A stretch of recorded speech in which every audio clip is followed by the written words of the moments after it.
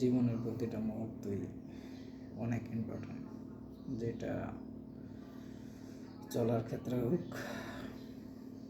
আর জবের ক্ষেত্রে হোক, দোনোটাই বেশি ইম্পর্ট্যান্ট। তাই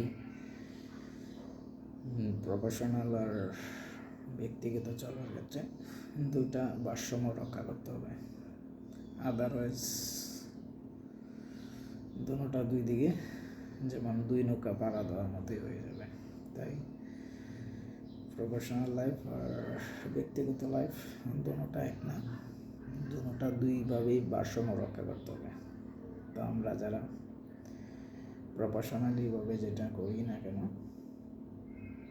ব্যক্তিগতর সাথে না মিলাই, প্রফেশনাল ইজ প্রফেশনাল, প্রফেশনালকে